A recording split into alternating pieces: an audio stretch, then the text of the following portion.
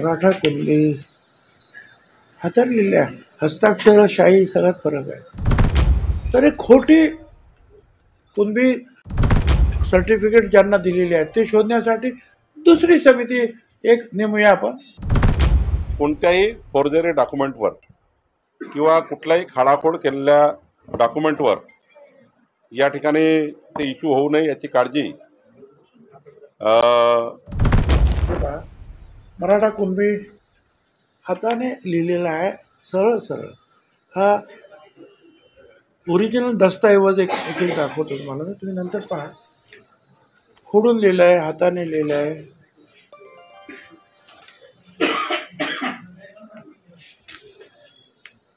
मराठी कुणबी काय पण मराठा कुणबी, मराठी कुणबी,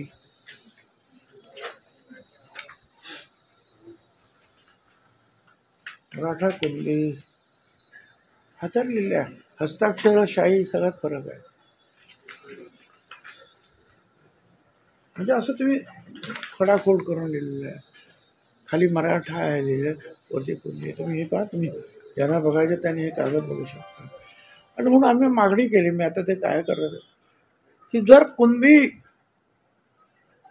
शोधण्यासाठी न्यायमूर्ती शिंदे कमिटी निर्माण होते आहे, तर एक खोटी कुणबी सर्टिफिकेट ज्यांना दिलेली आहेत ते शोधण्यासाठी दुसरी समिती एक नेमूया आपण, दुसऱ्या न्यायमूर्तीची. त्यांना हे काम देऊया की ही समिती ह्या अशा प्रकारच्या ज्या खोट्या नोंदी झाल्या असतील ते शोधा आणि थांबवा. आणि ओबीसी समितीचा तो अधिकारच आहे की ओबीसीच्या या गोष्टींचं सगळं संरक्षण करणं. त्यामुळे इथे कोणी चुकीचे घुसत नाही, असे हजारो लाखो, हे पाहण्यासाठी सुद्धा एक समिती आपण नेमावी, त्याचा विचार करा. हा सुद्धा मुद्दा मी ते मांडतो.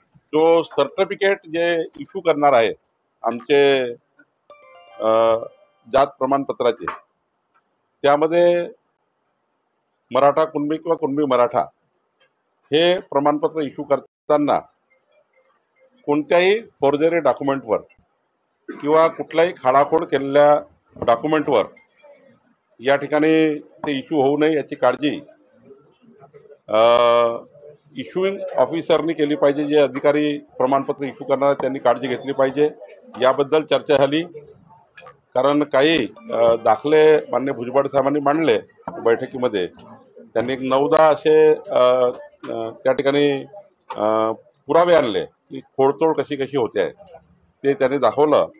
तर आमचं या ठिकाणी एवढंच आजच्या बैठकीत ठरलं की कुठलंही डॉक्युमेंट जात सर्टिफिकेट देताना, कास्ट सर्टिफिकेट देताना ते खोडतोड डॉक्युमेंटवर किंवा फॉर्जरी डॉक्युमेंटवर जाऊ नये किंवा चुकीच्या पद्धतीने दिलेल्या त्या ठिकाणी पुराव्यावर होऊ नये.